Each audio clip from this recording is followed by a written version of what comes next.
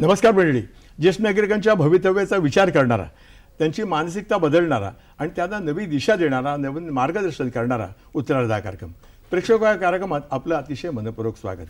आजच्या कार्यक्रमाचा विषय आमच्या जिव्हाळ्याचा असा विषय, महत्त्वाचा विषय, आणि तो म्हणजे इच्छापत्र. आणि या इच्छापत्रावर बोलण्यासाठी आपल्याकडे दोन मान्यवर आलेले आहेत. मी प्रथम त्यांची आपल्याला ओळख करून देतो. ॲडव्होकेट स्वाती पुराणिक, नमस्कार, आपल्या या कार्यक्रमात स्वागत. या 25 वर्ष हायकोर्टात प्रॅक्टिस करतायत आणि इच्छापत्र त्यांचा ऐच्छिक विषय आहे. त्यांच्यासोबत आहेत माधवराव आठवले, हे रिटायर्ड लेफ्टनंट कर्नल आहेत आणि महत्त्वाचं म्हणजे स्वेच्छापत्र नावाची त्यांनी पुस्तिका लिहिलेली आहे या विषयाच्या संदर्भात. आणि माझे अध्यक्ष ते ज्येष्ठ नागरिक संघटना पुणे यांचे. आपलं दोघांचं या कार्यक्रमात स्वागत.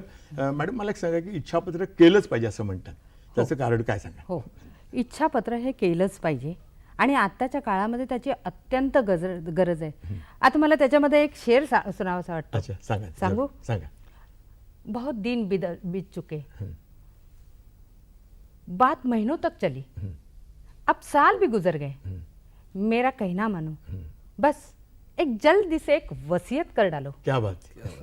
साहेब, ह्याच्या वसियतचा जो मेक आहे, तो वसियत म्हणजे ही वसियत म्हणजे मुस्लिम कायद्यानुसार, मुस्लिम धर्मानुसार ही वसियत आलेली आहे. बरोबर. आपल्या धर्मामध्ये, हिंदू धर्मामध्ये वसियत ही नव्हती. बरोबर. मृत्यूपत्र हे नव्हतं, इच्छापत्र हे नव्हतं. हे जे आहे, सुरुवात जी झालेली आहे ती वसियत पासून झालेली आहे. मुस्लिमांमध्ये ही जी वसियत आहे ही फार पूर्वापार आहे, त्यांच्या धर्माप्रमाणे आहे. आपल्यामध्ये मात्र ती नव्हती. आणि ही जी धर्मामध्ये जी चालू झालेली आहे वसियत, ही आत्ताच्या काळानुसार झालेली आहे आणि त्याला आपण आता मृत्यूपत्र म्हणायला लागलो आणि इच्छापत्र म्हणायला. पण मला असं वाटतं की वसियत हा शब्द हिंदी चित्रपटसृष्टीने एवढा पॉप्युलर केलेला आहे की मला वाटतं की 17% चित्रपट हा शब्द आलेलाच असतो. वसियतवरनं झगडे होतात, भांडण होतात, खून मारामाऱ्या होतात. तर वसियत पोहोचलेलं आहे, त्याची गरज काय सांगाल? गरज अशी आहे की आता वसियत म्हणण्यापेक्षा की इच्छापत्र आता आपण म्हणूया. इच्छापत्र अशी चालू झाली की आपली जी प्रॉपर्टी आहे त्यांच्या संदर्भामध्येच करता येतं. म्हणजे मग ज्यांची प्रॉपर्टी आहे, मग त्या प्रॉपर्टीची विल्हेवाट कशी लावायची, त्या प्रॉपर्टीची व्यवस्था कशी करायची, आपल्या मृत्यूनंतर त्या प्रॉपर्टीचं कसं होईल, मग आपली जी प्रॉपर्टी, आपली जी मालमत्ता आहे, मग ते कुठलीही असू दे, स्थावर असू दे किंवा जंगम असू दे, मग ती प्रॉपर्टी आपण कशी, त्याची विल्हेवाट कशी लावायची, त्याची व्यवस्था पूर्ण व्यवस्थित होईल की नाही, ह्याच्यासाठी मात्र मृत्यूपत्र करणं आताच्या काळामध्ये अत्यंत गरजेचं आहे. फारच महत्त्वाचं. होय होय. पहिलं माधवराव पेशवे यांनी जे मृत्यूपत्र केलेलं आहे त्याला तसं रूढार्थाने मृत्यूपत्र म्हणता येणार नाही. ते 9 पानी आहे, 9 कलमी आहे, अतिशय प्रसिद्ध आहे. पण त्याच्यामध्ये काय लिहिलंय, पेशव्यांनी कसं वागावं, मावळ्यांनी कसं वागावं, म्हणजे प्रत्येक नागरिकांनी कसं वागावं हे होतं. पण त्याच्यामध्ये प्रॉपर्टीचा उल्लेख नव्हता. आता हा प्रॉपर्टीचा का उल्लेख नव्हता, तर पूर्वीच्या काळापासून आपली एकत्र कुटुंब पद्धती होती आणि एकत्र कुटुंबामध्ये तुझी प्रॉपर्टी वेगळी, माझी प्रॉपर्टी वेगळी अशी वाटणी नव्हती. आणि त्याच्यामुळे हा मृत्यूपत्र हे त्यावेळेला रूढार्थाने आपल्या समाजामध्ये म्हणण्यापेक्षा की हिंदू समाजामध्ये, हिंदू धर्मामध्ये ते मान्य नव्हतं अजिबातच. पहिलं जे मृत्यूपत्र झालं ते जवाहरलाल नेहरूने जेव्हा केलं, पण तरी सुद्धा ते काव्यात्मक होतं. प्रचंड मोठं होतं ते. पण तरी सुद्धा त्याला कायद्याच्या स्वरूपाप्रमाणे मृत्यूपत्र मात्र म्हणता येत नव्हतं, कारण त्याच्यामध्ये प्रॉपर्टीचा उल्लेख नव्हता. ते काव्यमय जरूर होतं. पण जवाहरलाल नेहरूंनी जे केलं होतं त्याला सुद्धा कायद्याच्या स्वरूपाप्रमाणे मृत्यूपत्र म्हणता येणार नाही. पण मला असं वाटतं की तुम्ही म्हणता प्रॉपर्टीचा उल्लेख नव्हता, पण त्यांनी ज्याचा उल्लेख केला ते प्रॉपर्टीच्या पलीकडचं. मला वाटतं माधवराव, तुम्ही ज्येष्ठ नागरिक संघाला तुमचं आयुष्य वाहून घेतलेलं आहे रिटायरमेंट नंतरचं, तर मला सांगा की ती स्वेच्छापत्र ही जी पुस्तिका तुम्ही लिहिलीत बरं का, तर ती लिहिण्याचं काय घडलं म्हणून तुम्हाला ती लिहावीशी वाटली? गेले 20 वर्ष मी या विषयाचा अभ्यास करतो आहे, ज्याला जेरॉन्टॉलॉजी म्हणतात. हो हो. हा, बोला. जेरॉन्टॉलॉजी म्हणजे science of ageing. Science of ageing त्याला आपण मराठीत म्हणू शकतो की तुम्ही वृद्धत्वशास्त्राचा अभ्यास. ओके. आता वृद्धत्वशास्त्र म्हणजे काय, अशी संज्ञा आपल्या पूर्वजांच्या कुठल्याही वाङ्मयात सापडत नाही. तर तसा नवीन सायन्स आहे ते, पण त्याचा मूळ अर्थ आणि त्याची व्याख्या जी युनायटेड नेशन्स WHO वगैरेंनी ॲक्सेप्ट केली आहे बरं. ती सांगते की शरीरात वयोमानाप्रमाणे 60व्या वर्षानंतर घडणारे बदल, बरोबर, त्यांचा शारीरिकदृष्ट्या, मानसिकदृष्ट्या, बरोबर, भावनिकदृष्ट्या आणि भौतिकदृष्ट्या बरं. अभ्यास अभ्यास करणं, त्याला हा जेरॉन्टॉलॉजी शब्द वापरलेला आहे. बरोबर. आणि माझ्या मते आपल्या भारतीय संस्कृतीच्या ह्याच्यात आध्यात्मिक बदल पण घडत असतात बरोबर. आणि त्याची दखल घेणं योग्य वाटतं. बरोबर. तर हे करत असताना माझ्याकडे आम्ही एक केंद्र सुरू केलेलं आहे, त्याला मदत केंद्र म्हणतो आम्ही, अच्छा, ज्येष्ठ नागरिकांसाठी. ज्येष्ठ नागरिकांसाठी. आणि त्याच्यात बरेच लोक निरनिराळी कारणं घेऊन येतात. बरं. काही प्रश्न असे असतात की त्यांनी मला लक्षात आलं बरोबर. की यांना काही त्रास होत असतात, त्यांच्या प्रकृती स्वास्थ्यात जे बदल होत असतात. बरोबर. त्याचं कारण असं असतं की त्यांच्या फॅमिलीमध्ये, कुटुंबामध्ये काही उंच नीच जागा असतात. बरोबर. आणि त्याच्यामुळे त्यांना त्याच्याबद्दल काहीतरी आपण कल्पना करायला पाहिजे, व्यवस्था करायला पाहिजे अशी जाणीव असते. बरोबर. पण ती मूर्त स्वरूपात येत नाही. बरोबर. आणि ती मूर्त स्वरूपात जोपर्यंत येत नाही तोपर्यंत त्यांच्या मनाला ती टाचणी लागलेली असते. बरोबर. आणि ते करायसाठी एक पर्याय म्हणजे आपलं स्वेच्छापत्र करून नाही, माझ्या डोक्यात काय, मी तुम्हाला प्रश्न पुन्हा सांगतो. मी विचारलं काय पाहिलं म्हणून हे स्वेच्छापत्री पुस्तकं लिहावीशी वाटली. तेच ते पाहिलेलं मला काहीतरी नाट्यपूर्ण मला पाहिजे होतं काहीतरी. नाही, तेच तर सांगायचा प्रयत्न करतोय की त्या म्हणतात की आता एखादा आर्थिकदृष्ट्या उंच नीच असेल तर त्याला काहीतरी मिळायला पाहिजे, त्याला हे व्हायला पाहिजे. मग अशा वेळेला आपली जी मिळकत असते त्यातला थोडासा जास्तीचा वाटा आपण त्याला देऊ शकतो, ही कल्पनाच त्यांना माहिती नसते. बरोबर. कारण स्वेच्छापत्राबद्दल जागृती पुरेशी नाही आहे. अच्छा. आणि स्वेच्छेला जर कायद्याने इतकं हे दिलेलं आहे की तुम्ही सर्वच्या सर्व इस्टेट कुठल्या तरी धर्मदाय संस्थेला देऊ शकता किंवा एका पर्टिक्युलर व्यक्तीला देऊ शकता ज्यांनी आपल्याला मदत केलेली असते. तर ही जी व्यवस्था केलेली आहे कायद्याने, त्याचा जर का आपण लाभ घेतला तर तुमच्या मनामध्ये जे टाचण्या लागून राहिलेल्या असतात त्याला मूर्त स्वरूप मिळू शकतं. बरोबर. पण तुम्ही अशी काही घटना इच्छापत्राच्या पाहिल्यात द्वारा. का ते मला पाहिजे होतं. हो, कुटुंबाशी तुमच्याकडे आली का, काही त्यांचे विपरीत घडलं का हो. ते मला पाहिजे. माझ्याकडे बरेच वेळा लोक येतात.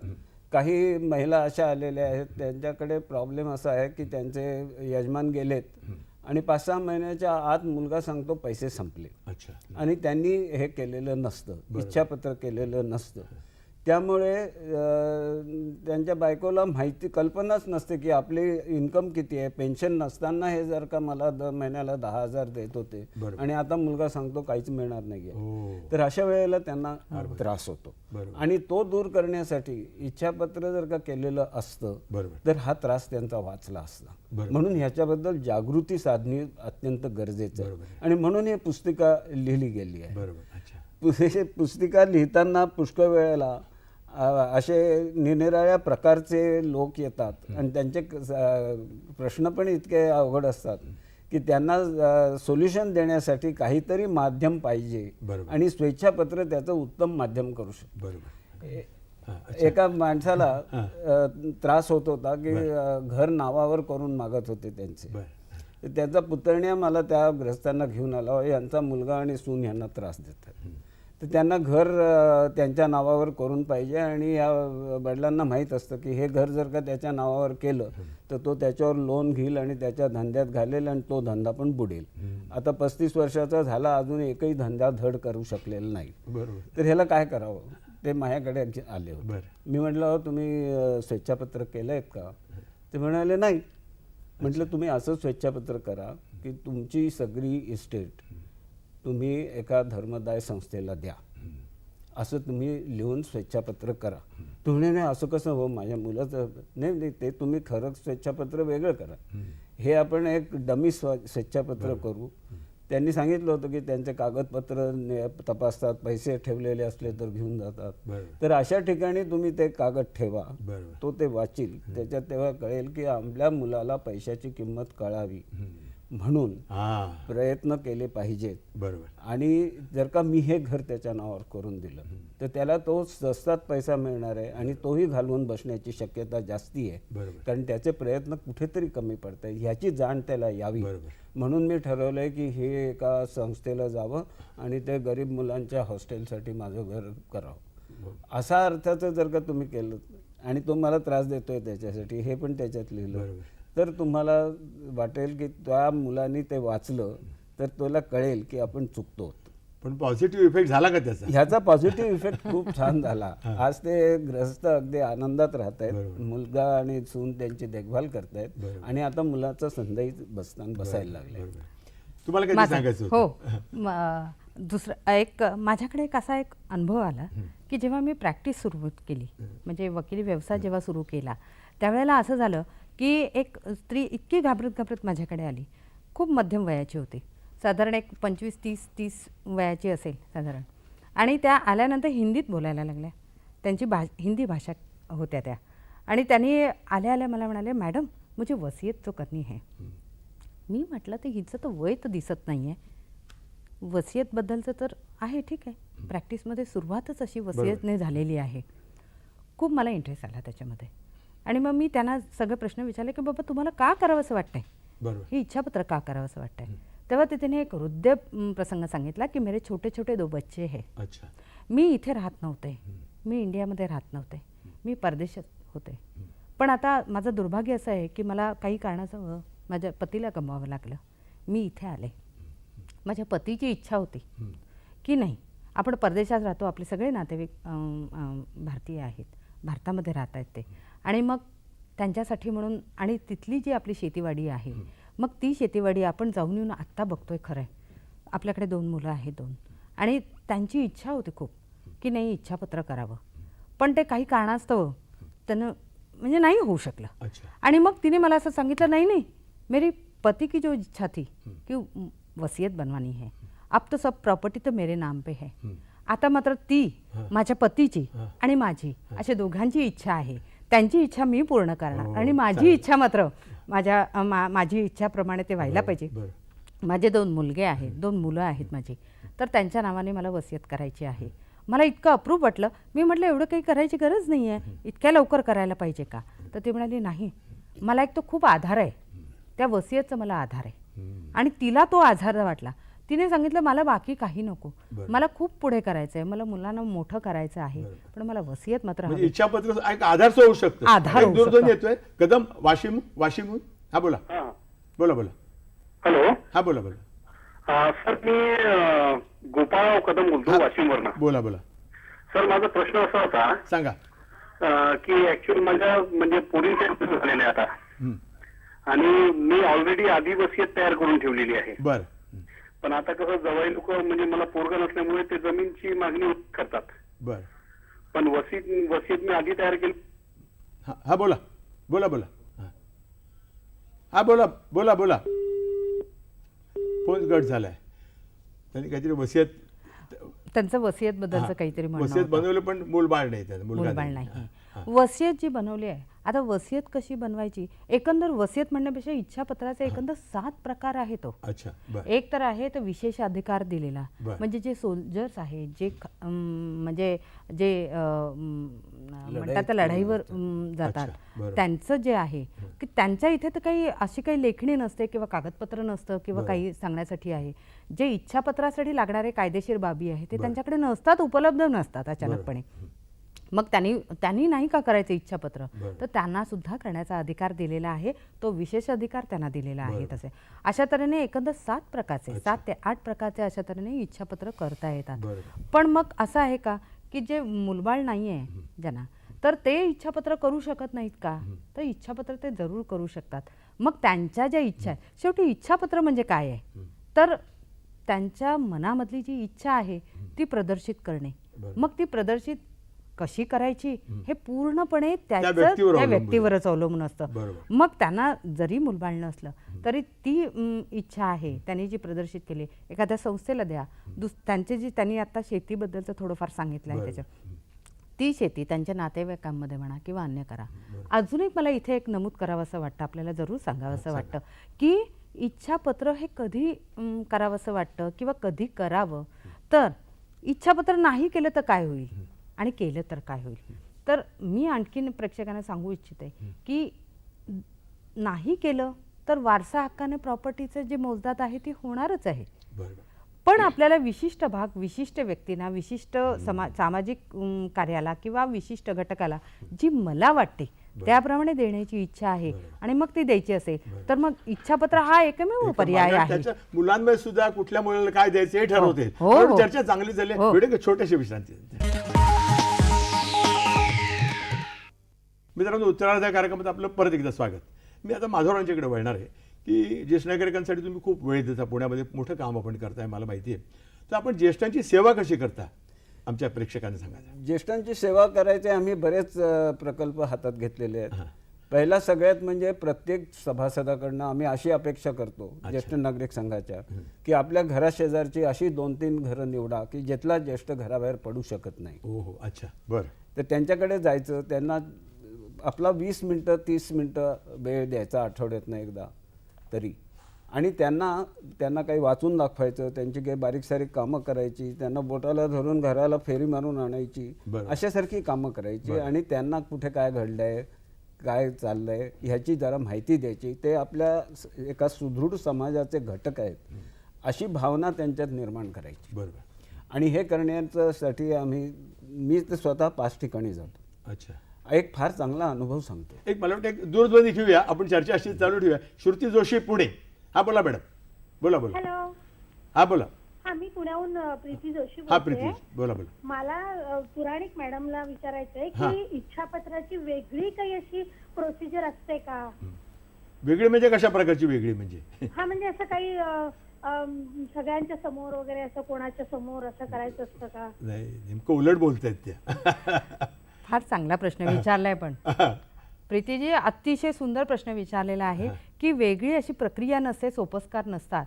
शेवटी सामान्य माणसाची जी इच्छा आहे ती सुटसुटीत आणि सोप्या आणि अत्यंत दुसऱ्याला समजेल आणि आपल्या मृत्यूनंतर आपल्या प्रॉपर्टीची जी व्यवस्था करावी अशी जी इच्छा आहे तेवढं हवं. त्याला कायद्याचं स्वरूप म्हणजे कसं द्यायचं, तर तो जो मृत्यू करता आहे त्याला आम्ही टेस्टेटर म्हणतो की जे मृत्यूपत्र करता आहे त्याची स्वतःची वैयक्तिक प्रॉपर्टी जी असेल ती त्यांनी द्यावी. अच्छा. आणि ती त्याच्या इच्छेप्रमाणे ती असावी. मग घरातल्या माणसाच्या बाबतीत असेल किंवा एखाद्या समाज कार्यासाठी असेल ती त्यांनी करावी. बरं, ती करत असताना काही नाही, फक्त 2 साक्षीदार असावेत. जे साक्षीदार हे मृत्यूपत्र करणाऱ्याला ओळखत असायला पाहिजे आणि त्या सगळ्यांनी एकत्र मिळून मृत्यूपत्र करावं. पण आता आणखीन एक असा प्रश्न आहे की म्हणजे मग ते हे गोपनीय झालंच नाही, मग इच्छा ही आधीच प्रदर्शित झाली असं जे आहे. मी आणखीन एक सांगू इच्छिते की मृत्यूपत्र म्हणण्यापेक्षा हे एकमेव इच्छापत्र हे जे एकमेव दस्त आहे की हे दस्त तुमच्या हयातीत कोणीही त्याच्यामध्ये फेरफार किंवा हेराफेरी करू शकत नाही. हे तुमच्या तुमच्या मृत्यूनंतरच ते उलगडणार असतं. मग तुमची जी इच्छा आहे ती तुमच्या मृत्यूनंतर जेवढी सुटसुटीतपणे होईल, सुटसुटीतप्रमाणे त्याची न्याय देता येईल तशाप्रमाणे ती प्रदर्शित करायला पाहिजे. त्याला वेगळी भाषा अशी नसते, परंतु ते गोपनीय राहणं महत्वाचं आहे. गोपनीय राहणं महत्वाचं आहे एवढं मात्र नक्की. पण ते गोपनीय होता सुद्धा मी असं म्हणेन की गोपनीय जरी झालं नाही तर ती शेवटी इच्छा आहे ना. मग त्या इच्छेच्या पलीकडे तर जाणं असं सुद्धा कुणाला मान्य नाहीये. मग ती इच्छापत्र तशा तऱ्हेने व्हायला पाहिजे. बाजार तुम्ही काय सांगत? हां, मी सांगत होतो. मी एका म्हाताऱ्या कपलकडे जात होतो आणि तिथे नवरा बायको, त्यांचा मुलगा, सून, नातवंड असे राहत होते. तर एक दिवशी गेलो तर जरा दुःखी दिसले. म्हटलं काय झालं आजोबा? ते म्हणाले, अहो मी सांगते. आजी म्हणाल्या की अरे आमच्या मुलाला कंपनी पाठवते गोव्याला 4 दिवसाच्या सुट्टीवर मुलाबाळांसकट, पण हे ते त्यांना करून देत नाही आहेत कारण आम्हाला ते एकटे सोडू शकत नाहीत. तर आता काय करायचा हा प्रश्न आहे. त्याच्यामुळे सून नाराज आहे, मुलं खट्टू झाली आहेत आणि सगळा एकूण गोंधळ चाललेला आहे. तर म्हटलं हो काही काळजी करू नका, मी उद्या येतो तुमच्याकडे परत आणि आपण काहीतरी त्याच्यात शोध लावू. तर त्यांचे एक परिचित माझ्या परिचित पण होते. मी त्यांच्याकडे गेलो, त्यांना म्हटलं असा प्रॉब्लेम आहे, तुम्ही 2 दिवस जाऊन त्यांच्याकडे 4 दिवस जाऊन राहू शकाल का? तर ते हो म्हणाले. आम्ही अमुक अमुक स्टेशनमध्ये बरोबर होतो बरोबर. आणि ते जाऊन राहिले. सांगायची गोष्ट म्हणजे की त्या कंपनीत त्या कुटुंबामध्ये एकदम स्थिरस्थावरता झाली. अच्छा. आता सगळे मिळून मिसळून हसत राहत आहेत. आणखीन त्यांच्याकडे असं जेव्हा चान्स येतो तेव्हा हे दुसरं कपल जाऊन तिथे क्या राहतं बात आहे. म्हणजे आणि तेवढी त्यांची चांगली मदत गोष्ट होते. झाली ती. हो. एक दूरध्वनी घेऊया आपण. सुहास जोशी पुणे. हा बोला बोला हॅलो. बोला. हा बोला बोला. हॅलो हा बोला बोला. सुहासजी बोला. हा हॅलो बोला, बोला, मला सर. असं विचारायचं आहे हा विचारा. की ह्याचा काही स्पेसिफिक फॉर्मॅट आहे का इच्छापत्राचा फॉर्मॅट आणि ते रजिस्टर करायला लागतं का? अच्छा हो. सांगा. अ, चांगला प्रश्न. खरोखर चांगला आहे हा. की इच्छापत्राचा फॉर्मॅट असं नाही, पण जे कोणी करणार आहेत इच्छापत्र जे कोणी करणार आहे त्यांनी स्वतःची माहिती, स्वतःच्या कुटुंबाची माहिती, स्वतःच्या प्रॉपर्टीची माहिती देण्यासारखी आहे. पहा, मी एक उदाहरण म्हणून देते. जर नुसतंच मृत्यूपत्रामध्ये माझं नाव, माझं वय आणि माझी राहण्याचं ठिकाण हे जर सांगितलं, याच्या पलीकडे त्यांनी त्यांच्या कुटुंबाची कुठलीही माहिती दिली नाही, बरोबर. असं आपण समजा. मला 2 मुलं आहेत, 2 मुली आहेत, हा एवढं संक्षिप्त स्वरूपात अशा तऱ्हेने केलं. त्याच्यानंतरचं पुढचं जे आहे की माझी प्रॉपर्टी एक पुण्याला आहे, एक मुंबईला आहे आणि मी आता राहतोय ही एक माझी प्रॉपर्टी आहे, एवढं संक्षिप्त नसावं. त्यामुळे त्याचा फॉर्मॅट असं न करता माझी बोलीभाषा हे माझं मृत्यूपत्र आहे, माझं हे इच्छापत्र आहे आणि त्याप्रमाणे ते करावं. पण आता आणखीन एक उदाहरण असं द्यायचं की माझी एक मानलेली आत्या आहे. आता ही आत्या कोण, बरं. असा जर प्रश्न आला बरोबर. तर मग त्याच्यामध्ये गोंधळ होण्यासारखं आहे. मानलेल्या प्रत्येक आत्याला वाटेल मीच मानलेली, असं सुद्धा होण्याची शक्यता असते. त्यामुळे असं असतं की संक्षिप्त स्वरूपात न लिहिता किंवा प्रत्येकाचं नाव आणि ते पूर्णपणे नाव असणं गरजेचं आहे. बरोबर. एका घरामध्ये माझ्याकडे आत्ता एक नुकतंच एक मृत्यूपत्र मी तयार केलं. त्यांचं नाव होतं, म्हणजे मी हे नाव जे आहे ते नाव ते त्यांच्या आजोबांनी त्यांना दिलेलं नाव होतं. बरं. आणि त्यांनी त्यांच्या नातवाला पण तेच नाव दिलं. तर ते म्हणाले आमच्यामध्ये ती पद्धत आहे, माझ्या आजोबांचं नाव मला आलं आणि माझं नाव जे आहे ते माझ्या नातवाला दिलेलं आहे. आणि त्यांनी ते मृत्यूपत्र केलं. ओके. त्याच्यामध्ये त्यांच्या नातवाच्या नावाचे 4 जण होते बर. त्यांच्या कुटुंबामध्ये, ओके. 4 जण कुटुंबामध्ये. हो. आणि असं जर असेल तर मग नुसतंच जर त्यांनी सांगितलं की माझा जो हा नातू आहे, आता माझा नातू म्हटल्यानंतर त्यांच्या कुटुंबामध्ये जेवढी लोक होते ते सगळे त्यांच्या तसं म्हटलं तर रडाताने सगळे नातवंडच होत होती. बरोबर. मग क्लेम सगळ्यांचा येऊ शकतो. सगळ्यांचा येऊ शकतो. बरोबर. त्यामुळे असं न करता पूर्णपणे ते नाव लिहावं. त्याचे डिटेल्स काय त्याच्या करतोय. डिटेल्स लिहावं. म्हणजे संदिग्धपणे न करता विस्तृतपणे लिहावं. जरी एक शब्द वारंवार जरी लिहावा लागला तरी तो पूर्णपणे लिहावा. बरोबर. दुसरं असं की त्यांची जी प्रॉपर्टी आहे, त्यांची ती मालमत्ता आहे, मग ती वडिलोपार्जित आलेली असेल तर का त्यांनी स्वकष्टार्जित केलेली आहे ती, त्याचंही विस्तृतपणे लिहावं. मी एक फ्लॅट बोरवली येथे घेतलेला आहे, एवढं जर संक्षिप्तपणे लिहिलं तर बोरवली येथे कदाचित एक फ्लॅट असू शकेल, पण जर ते जे त्यांच्या मृत्यूनंतर त्याची जी व्यवस्था करणार आहे, त्यांचा जो व्यवस्थापक आहे, बरोबर. तो व्यवस्थापक त्यांना सुद्धा त्याचा बोध व्हायला पाहिजे. आणि अल्टिमेटली शेवटी क्लॅरिटी पाहिजे. क्लॅरिटी पाहिजे पूर्णपणे. आणि ते जर पूर्णपणे विस्तृतपणे लिहिलं, एक शब्द जरी 10 वेळा लिहावा लागला तरी ते चालेल. एका पानामध्ये, अर्ध्या पानामध्येच करायला पाहिजे मृत्यूपत्र, असं नाही. मुलं विस्तृत असतं जास्त अतिशय परिणामकारक होऊ परिणामकारक शकतं. एक होऊ दूरध्वनी शकतं. घेऊया. अक्षता आठवले, सांगली. हा बोला मॅडम, बोला. नमस्कार. हा नमस्कार. नमस्कार. बोला बोला मॅडम. मी मिसेस अक्षता आठवले बोलते. हा बोला बोला बोला. माझ्या आजी सासऱ्यांचं मृत्यूपत्र आहे, अच्छा पण ते रजिस्टर नाहीये. अच्छा. पूर्वी जसं ओसरीवर बसून वगैरे करतात तसं केलेलं आहे ते. पण आमचा घरगुती जरा प्रॉब्लेम आहे, त्यामुळे दीर आम्हाला असं धमकवतात की नाही, आम्हाला त्यातले काय जे पॉइंट्स आहेत ते आम्हाला पाहिजेत. मग तर त्यातनं आम्हाला काही प्रॉब्लेम येईल का रजिस्टर करून घ्यावं मृत्यूपत्र? कोणाचा उल्लेख आहे मृत्यूपत्रात? माझे सासरे आणि चुलत सासरे असे आहेत. अच्छा अच्छा. आणि कोणाच्या नावे केलंय त्यांनी ते? ते सासऱ्यांचंच नाव आहे माझ्या. अच्छा बरं. पण ते दीर असं म्हणतात की नाही, तुम्ही आम्हाला फसवलंय. पण ऍक्च्युली ते रजिस्टर नाहीच आहे, ते ओसरीवर पूर्वी करतात तसं केलेलं आहे. बरोबर. मग काही आम्हाला प्रॉब्लेम येऊ शकतो का पुढे, आणि आम्ही काय काळजी घ्यावी? मग रजिस्टर नाहीये ते. रजिस्टर नाहीये. हो. हो. हा तुम्ही विचारा तुम्ही हो. विचारा. आता रजिस्ट्रेशन होणं हे गरजेचं आहे आत्ताच्या काळामध्ये. जसं हा जो मूलभूत हक्क आहे, रजिस्ट्रेशन हा सुद्धा मूलभूत हक्क आहे. बरोबर. मग तो का नाही बजवायचा असा एक प्रश्न आहे. पण आजोबांच्या वेळेचं केलेलं मृत्यूपत्र आहे आणि मग ते लेखी स्वरूपात, लिखित स्वरूपात त्यांच्या हस्ताक्षरामध्ये असेल. जसं मी मगाशी म्हटलं की इच्छापत्र ही 7-8 तऱ्हेची आहेत. बरं. मग त्याच्यामध्ये ते हायड्रोलिक म्हणजे स्वतःच्या हस्ताक्षरामध्ये केलेलं मृत्यूपत्र हे तेवढं जास्त इफेक्टिव्ह असतं. त्यामुळे मी असं म्हणे की जरी त्यांना काही प्रॉब्लेम आलेला असेल तरी सुद्धा तो पूर्णपणे प्रॉब्लेम जरी त्यांनी क्रिएट जरी केला, जरी वाढवला त्यांनी प्रॉब्लेम, तरी सुद्धा तो कायदेशीरदृष्ट्या तो पुढपर्यंत म्हणजे शेवटापर्यंत तो राहील का? त्याला कायद्याचे अनेक पैलू आहेत त्याच्यामध्ये आणि त्या कायद्याच्या पैलूमधनं हे जे हस्ताक्षरामध्ये लिहिलेलं जे आहे ग्राह्य धरलं ते जाईल. ग्राह्य धरलं जाईल. ते महत्वाचं आहे. ते फार म्हणजे महत्वाचं त्यांना आहे. कोणी धमकावलं काही हो. तरी देखील त्यांचा हक्क त्यांना हो. मिळणार. आणि मृत्यूपत्र हे प्रत्येक वेळेला रजिस्टर करायलाच पाहिजे असं नाही. बरं. पण जर त्याला कायद्याचं आणि ऑथेंटिक स्वरूप द्यायचं असेल बरं. तर आपण नक्की म्हणू की बरोबर. ते रजिस्टर करणं केव्हाही चांगलं. बरोबर. अत्यंत मला एक सांगा, चांगलं. रक्ताच्या नातेवाईकाखेरीज इच्छापत्रात कोणाचे उल्लेख करता येतो? हो, इच्छापत्रामध्ये अगदी पूर्णपणे अगदी पाळीव प्राण्याच्या बद्दलचं सुद्धा लिखाण करता येतं.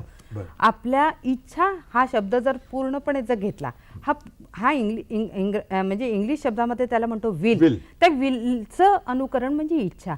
इच्छा म्हणजे तुमची जी इच्छा आहे ती तुमची आहे. बरोबर. त्यामुळे त्याच्यामध्ये प्रत्येक गोष्टीचा अगदी तुम्हाला आवडणाऱ्या पेनपासून ते तुमचं जे तुम्ही जे लिखाण करता त्या टेबलापर्यंत म्हणजे ही तुमची वैयक्तिक प्रॉपर्टी आहे आणि त्याचं तुम्ही इच्छापत्राप्रमाणे त्याची विल्हेवाट लावू शकता. बरोबर. त्याचं व्यवस्थापन म्हणजे मायनरच्या नावे करता येऊ शकतं, संस्थांच्या नावे करता येऊ शकतं. हो, जरूर जरूर जरूर करता येतं. अच्छा. पण ते विस्तृतपणे आणि संदिग्ध नसावं, विस्तृतपणे त्याच्यामध्ये पूर्णपणे आणि म्हणण्यात स्वच्छ यावं. मांडणी पाहिजे तुमच्या हो मते. हो, कधी अगदी खूप म्हणजे समजा भाचा म्हटलं तर तो रुपारे नाही शिकणारा, या इकडे आमचं नोकरी, असं हो. सगळं त्याचा पत्ता वय त्याचं हो. सगळं हो. म्हणजे जसं पोलीस स्टेशनवर लिहिलं जातं तसं. अमुक अमुक राहणार वय इतके सगळं ते डिटेलमध्ये हो, म्हणजे कधी कधी वडिलांचं नाव पण असतं ते. हो, वडिलांचं नाव असतं. आणि माझं आणखीन एक असं म्हणणं आहे की जेवढं तुम्ही विस्तृतपणे लिहाल तेवढी त्यांनी आता जे प्रश्न सांगितला त्याची पण ते उत्तर आहे की जेवढं तुम्ही विस्तृतपणे लिहाल तर त्याला कायदेशीर कुठलीही अडचण येत नाही. बरोबर. पण ते पूर्णपणे 2 साक्षीदार, डॉक्टरांचा मी अशाचा जे उल्लेख करते की वैद्यकीय तपासणी त्या व्यक्तीची म्हणजे जो मृत्यूपत्र करतो त्यांची वैद्यकीय तपासणी. अच्छा. तपासणी याचा अर्थ हा फार मोठा तपासणी ह्या अर्थाखाली न जाता बरोबर. की ती व्यक्ती ही सक्षम आहे की नाही आता बरोबर. मानसिक आणि शारीरिक दृष्ट्या बरोबर. त्यांना ते काय करतायत त्याची त्यांना जाण आहे की नाही बरोबर. आणि त्याप्रमाणे ते मृत्यूपत्र हे वैध धरलं जातं. बरोबर. त्यांनी दिलेलं सर्टिफिकेट हे फार महत्त्वाचं आहे. बरोबर. असं आहे. पण कधी कधी असं होतं की रजिस्टर्ड मृत्यूपत्र हे जर झालं तर म्हणजे मग त्याला काही फाटे फुटत नाहीत का? बरोबर. हे पहा, मूलभूत हक्क जो माणसाचा आहे तर तो बजावत असतोच, मग तो कोणीही असू दे. पण मूलभूत हक्काला आपण बाधा येत नाही. पण ते पूर्णपणे साबित होईल का त्यांचा जो हक्क आहे बरोबर. किंवा त्यांनी हरकत घेतलेली जी आहे, बरोबर. जे ऑब्जेक्शन घेतलेलं आहे, मग त्या ज्याने ऑब्जेक्शन घेतलंय त्याचा जो हक्क त्याने मांडलेला आहे कोर्टामध्ये तो शेवटापर्यंत जाईल का, ते साबित होईल का, बरोबर. हा फार महत्त्वाचा मुद्दा बरोबर. आहे. त्यामुळे ते मृत्यूपत्र जरी केलं असलं, रजिस्टर जरी झालेलं असलं अच्छा. तरी सुद्धा त्याला चॅलेंज होऊ शकतं, ते कोर्टामध्ये चॅलेंज होऊ शकतं. बरोबर. पण ते चॅलेंज जे आहे ते शेवटापर्यंत राहील का, बरोबर. का त्याला ते आणखी महत्त्वाचं वेगळं फार आहे. एक महत्त्वाचं दूरध्वनी आहे. येते सुषमा कुलकर्णी डोंबिवली. हा बोला मॅडम. हॅलो, नमस्कार. मी डोंबिवलीहून सुषमा कुलकर्णी हा बोलतेय. नमस्कार. नमस्कार. आजचा विषय खूपच महत्वाचा आणि माहितीपर आहे. हा ठरवल्याबद्दल आपल्या सर्वांचेच मी आभार मानते. धन्यवाद. माझा प्रश्न असा होता सांगा. की आपण ज्येष्ठ नागरिकांनी आपली काही गुंतवणूक बँकेच्या ठेवीमध्ये किंवा काही जमीन जमल्याच्या स्वरूपात थोडीफार अशी केलेली असते. बरोबर. तर जर का इच्छापत्र केलेलं नसेल तर त्यामध्ये बँकेच्या डिपॉझिटमध्ये किंवा प्लॉटमध्ये देखील नॉमिनेशन करण्याची एक सुविधा उपलब्ध करून दिलेली आहे. तर त्यामध्ये जर का आपण एखाद्या व्यक्तीला म्हणजे आपल्या घरातल्याच आता नॉमिनेशन म्हणून नेमलेलं असेल तर त्या व्यक्तीचा त्या म्हणजे संपत्तीवरती पूर्णपणे अधिकार राहतो का? का समजा आता एखाद्या व्यक्तीला 3 मुलं असतील आणि नॉमिनेशन मध्ये त्यांनी एकाचंच नाव घातलं असेल तर बाकीची 2 मुलं सुद्धा त्या प्रॉपर्टीमध्ये आपला हक्क दाखवू शकतात का? का फक्त नॉमिनेशन म्हणजे त्यांचाच हक्क झाला की नॉमिनेशन मध्ये आपलं नाव ज्या अर्थी घातलंय त्या अर्थी आपल्याला मिळावं अशी इच्छा आहे, म्हणजे इच्छापत्र केलेलं नाहीये या ठिकाणी. अच्छा तर हा. निश्चितपणे या काय होऊ शकतं. बरोबर. धन्यवाद. म्हणजे मला असं वाटतं की प्रश्न चांगला आहे, पण भेटूया एका छोट्याशा विश्रांती मग प्रश्न घेऊया आपण. मित्रांनो, उत्तराधार कार्यक्रम आपलं परत एकदा स्वागत. आता जो प्रश्न ते विचारलेला आहे हो. सुषमा हो. कुलकर्णीने, हो. त्याबद्दल काय सांगाल? हो, बँकेच्या ठेवींबद्दल त्यांनी विचारलेलं होतं.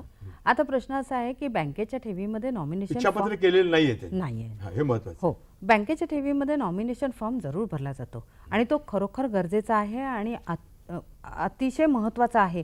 आणि तो मी असं आणखीन आवाहन करीन की प्रत्येकाने नॉमिनेशन फॉर्म हा भरावाच, फार महत्त्वाचा आहे.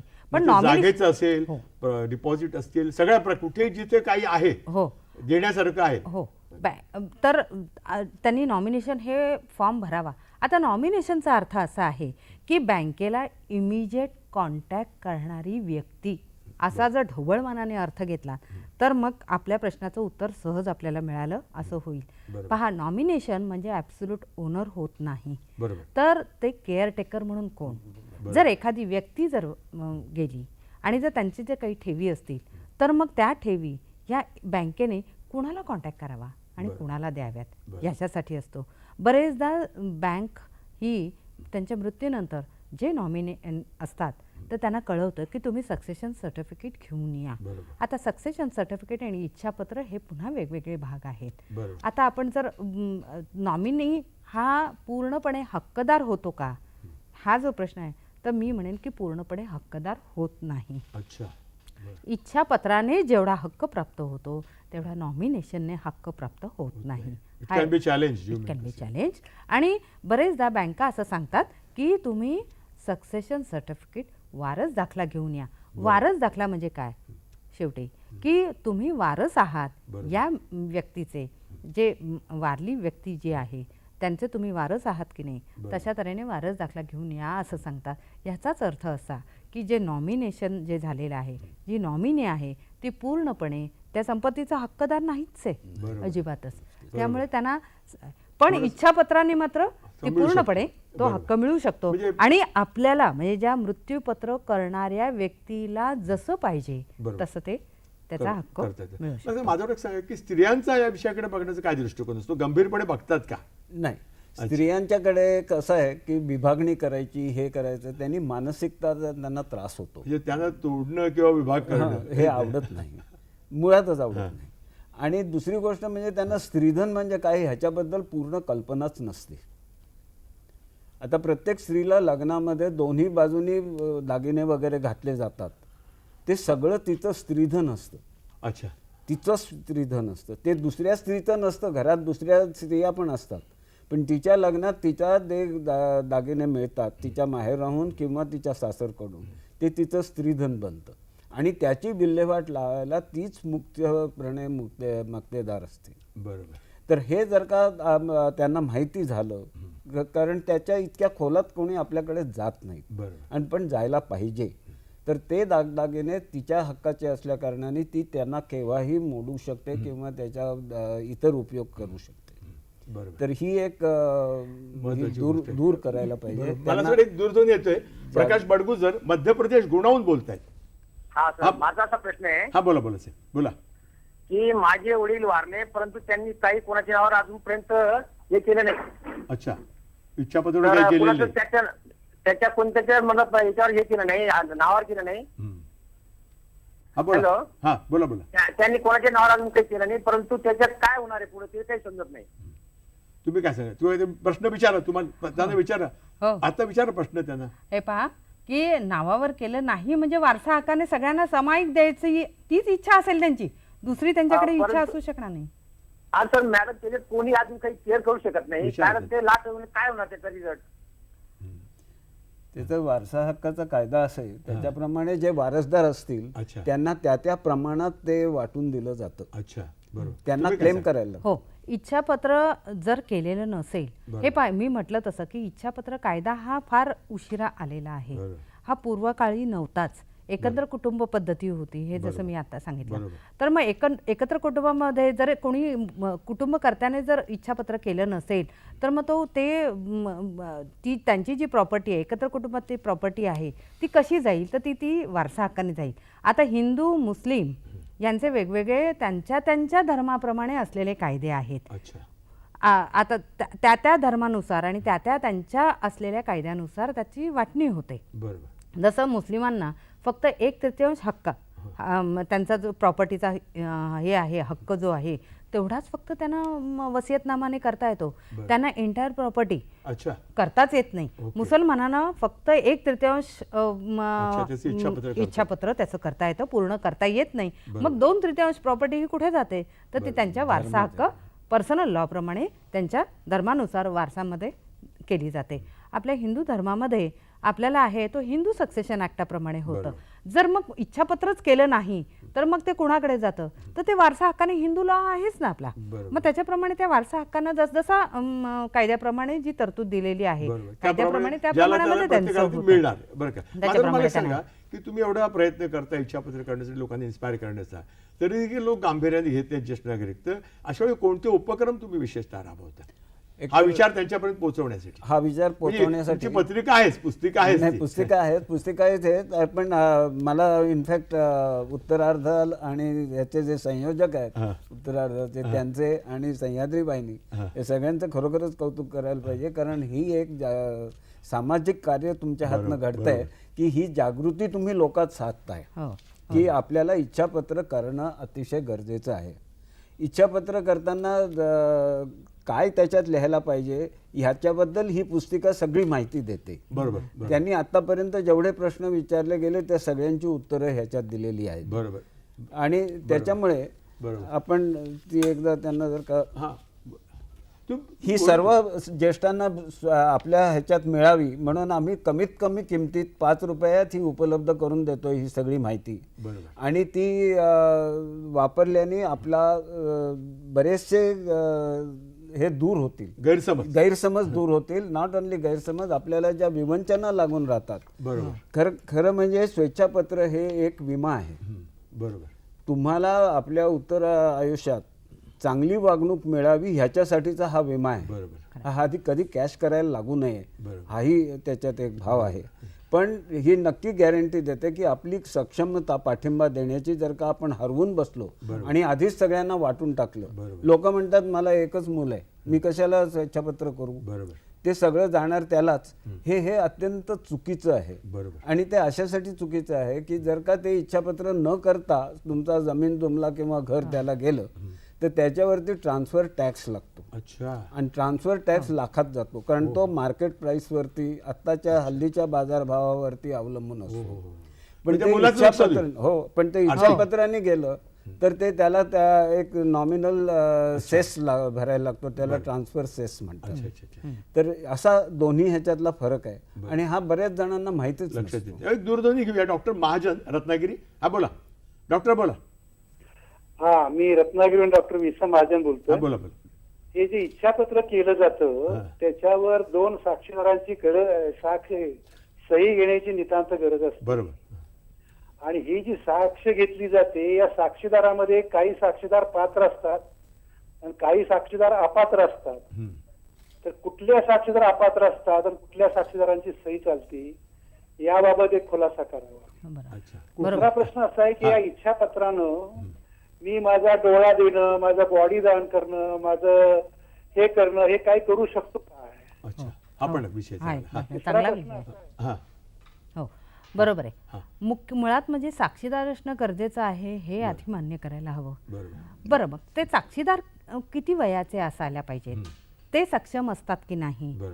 पण मुख्य असं आहे की ते 18 वर्षाच्या वरचे असायला पाहिजेत. पण मग ते मृत्यू करता जो करणारा आहे त्याच्यापेक्षा वयाने जास्त असायला पाहिजेत का? अच्छा, असं काही तर विनंती अशीच आहे की ते त्या मृत्यूकर्त्यापेक्षा अधिक वयाचे नसावेत. शेवटी हे नसावे. कारण साक्षीदार हे जे आहेत ते जे साक्षीदार आहेत ते त्या मृत्यूपत्राला साक्ष आहेत. मग हे मृत्यूपत्र कधी उलगडणार आहे तर ते तुमच्या मृत्यूनंतर उलगडणार आहे. मग हे जे इच्छापत्र तुमच्या मृत्यूनंतर जर होणार आहे मग ते तुमच्या मृत्यूनंतर होणारं जे मृत्यूपत्र आहे, जे व्यवस्थापक आहे, एक्झिक्युटर जो आहे, त्याला जे व्यवस्था करायची आहे तुमच्या प्रॉपर्टीची, मग त्याला जोड देणारं साक्षीदार म्हणून लागतील. मग ते साक्षीदार कसे असायला पाहिजेत ह्याच्यामध्येच तुमचं उत्तर आलंय. ते पण अपात्र आणि ते काय ते हा, अपात्र अपात्र- 18च्या खालचा फक्त अपात्र होईल. हो, अपात्र अशा तऱ्हेने आहे की तो साऊंड असायला पाहिजे. अच्छा. साक्षीदार सुद्धा स्वतः काय करताय, बरोबर. ते कुणावर सह्या पण करतायत, अर्थात तो कुणाच्या ह्याच्यावर? निवड कोणाची आहे? इच्छापत्र करणाऱ्याची आहे. इच्छापत्र त्याच्या इच्छेला मान दिला पाहिजे. मान दिलेला पाहिजे. आणि दुसरं असं आहे की इच्छापत्र जो करणारा आहे त्याला सुद्धा ते साक्षीदार माहिती असायला पाहिजेत. उघड आणि तो तेच निवडणार ना तो. तेच आहे. त्यामुळे तीन म्हणजे वकिलाचा से नाही त्याच्यामध्ये. त्याच्यामध्ये मुळीच नाही. मी समजा माधवराव म्हटलं की अण्णांना आम्ही निवडलंय आमचे, हां, हां. तर तुम्ही म्हणून अण्णांना का ह्या नाही असं म्हणता येणार नाही. असं म्हणता येणार नाही. माझ्या तसं विचारायचं हो, तुम्हाला. म्हणूनच त्याचं म्हणणं आहे की इच्छापत्र जे आहे ते पूर्णपणे इच्छानुरूप इच्छा आहे. सगळी प्रकट- साक्षीदारापासून. हो, बरेचदा डॉक्टर सुद्धा तेच सांगतात की मला एक्स डॉक्टर पाहिजे, हां, बरोबर आहे. अशा तऱ्हेने सांगतात. बरं. मग त्याला कायद्याचं स्वरूप करण्यासाठी मग तो वकील असतो. बरोबर. वकील हा साक्षीदार मात्र होऊ शकत नाही. अच्छा. वकील हा त्याच्यावर सही नक्की करेल, पण तो साक्षीदार म्हणून नाही, तर तो त्रयस्थ म्हणून असेल किंवा त्या इच्छापत्राला कायदेशीर स्वरूप देणारं म्हणून असेल. एक चुटकुला म्हणून मी सांगते. सांगा, एक सांगा. विनोद असा आहे की बरेचदा असं होतं की 500 500 हा शब्द आहे, तर 500 बक्षीस.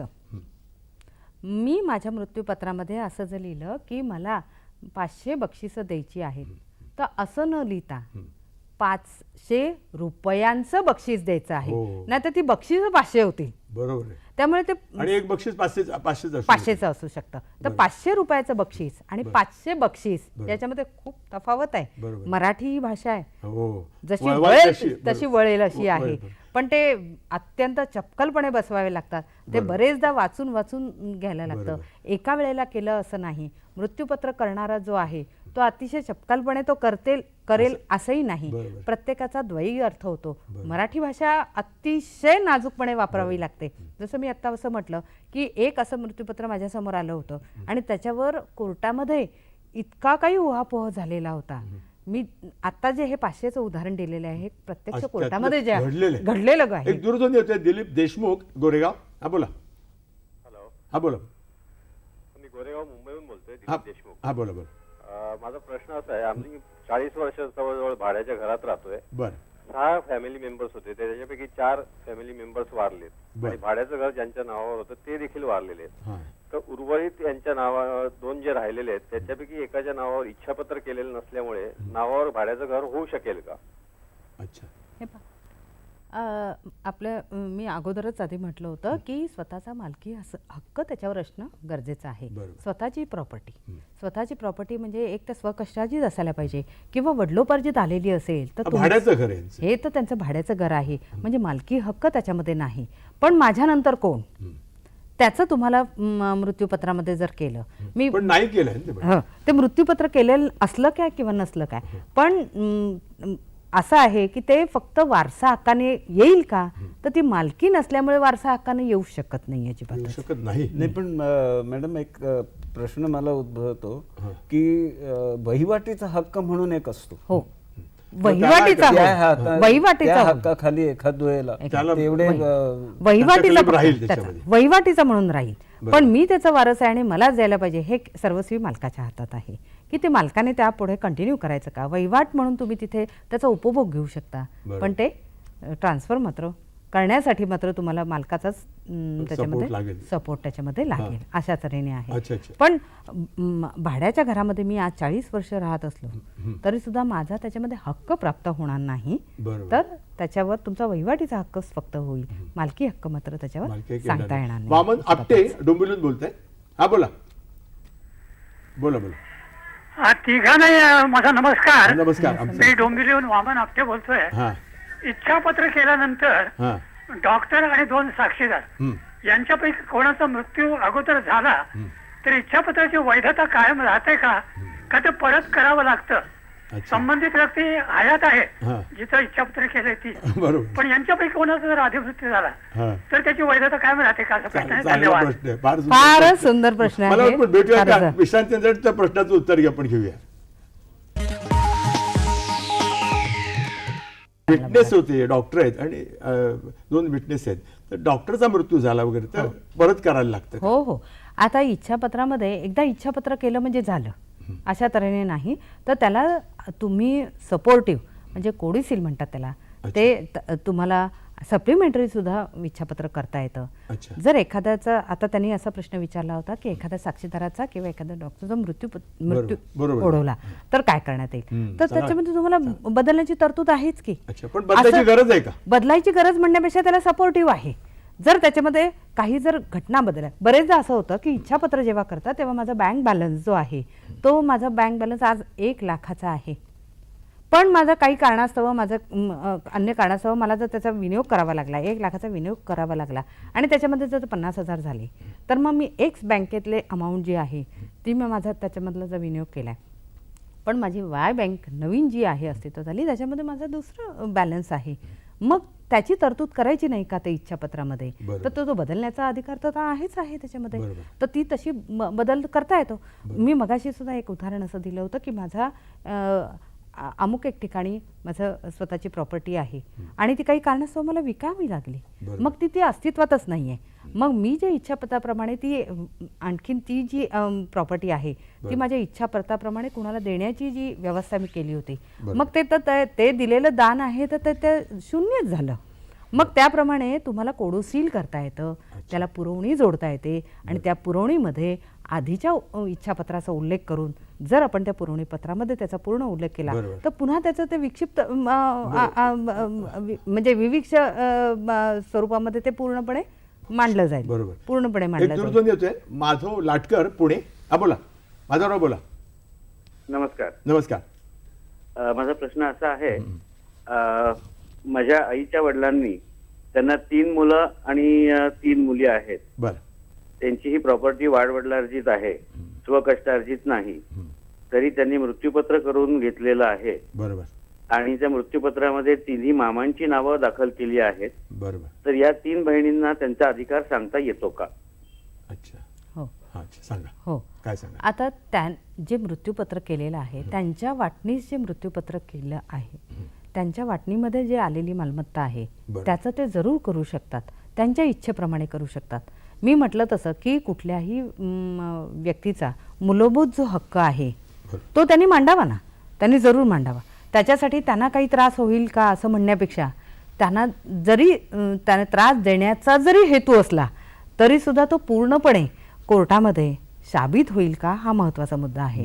त्यामुळे हक्क हा प्रस्थापित करण्यासाठी आपल्याला कोर्टाचा अधिकार हा घ्यावाच लागतो. इच्छापत्र केलं असलं आणि नसलं दोन्ही वेळेला कोर्टाचा आधार तर आपल्याला घ्यावाच लागतो. जसं इच्छापत्रानंतर आपल्याला प्रोबेटसाठी पुढे जावं लागतं, तसंच आहे ते.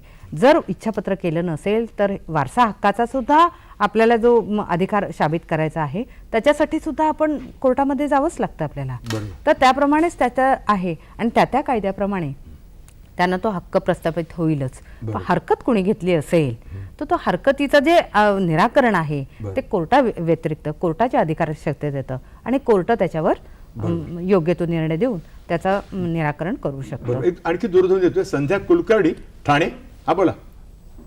हॅलो. हा बोला. हा, संध्या कुलकर्णी ठाण्याहून बोलते. हा बोला बोला. हा, मग प्रश्न असा आहे की इच्छापत्राचे वाचन जो इच्छापत्र करतो त्याच्या मृत्यूनंतर होते, तरी इच्छापत्राच्या प्रती कोणाकोणाला द्याव्या, सुरक्षिततेसाठी कोणती काळजी घ्यावी, तसेच ते कोणाकडे दिले आहे याची लाभार्थींना कल्पना द्यावी का?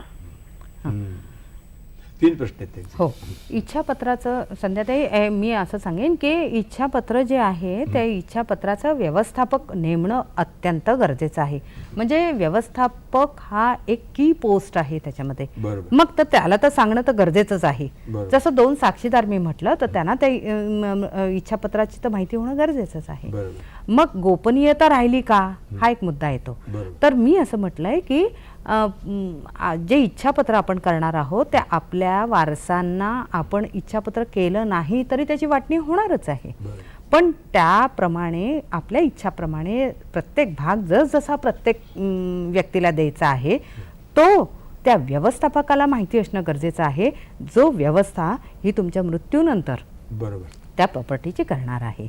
त्यामुळे मग त्याचं जरी कितीही जणांमध्ये जरी त्याचं गोपनीयता जरी राहिली नाही किंवा ती त्यांच्या वारसांपर्यंत ती गेली तर त्या इच्छेच्या विरुद्ध जाणार नाहीच आहेत ना ते. बरोबर. त्यामुळे ती गोपनीयता राहायलाच पाहिजे असं नाहीये. बरोबर. आणि ती कोणाकडे असायला पाहिजे तर व्यवस्था जो करणार आहे तुमच्या प्रॉपर्टी त्यांच्याकडे तर असणं तर गरजेचंच आहे. राहिलं काय तर ते आपल्या वारसांमध्ये जायला हवी का. मी म्हणेन की मुद्दामून जायला नकोय, बरोबर. पण गेली तर ते वावगं होणार नाही आहे अजिबातच. असं आहे ते.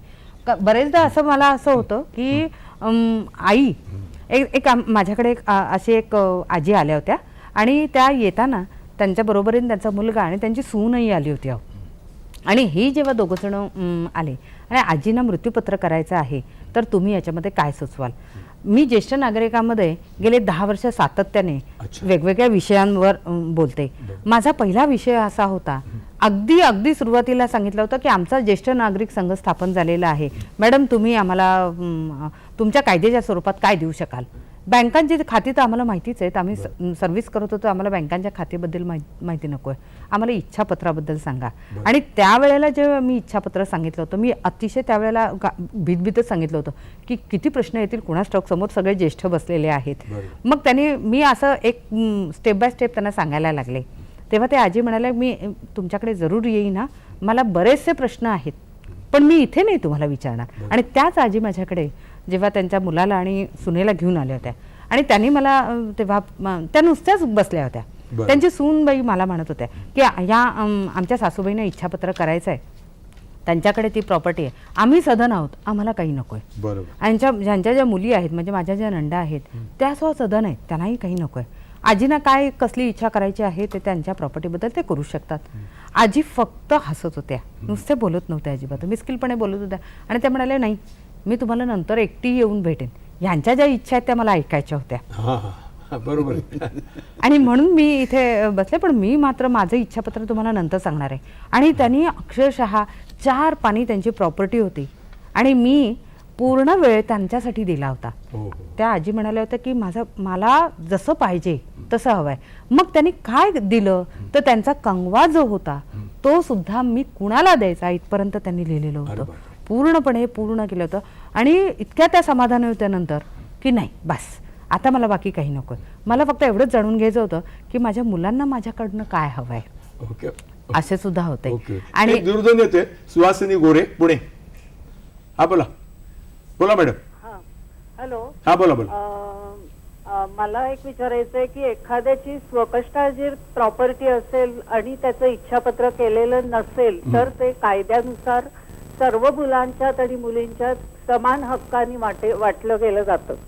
पण समजा एखादं घर फक्त आई वडिलांकडनं एखाद्या मुलीला वारसा हक्काने आलं तर त्यात आणि खालीवर 2 मजले असतील तर ते माझ्या दोन्ही मुलांच्यात ते समान हक्काने जातं का.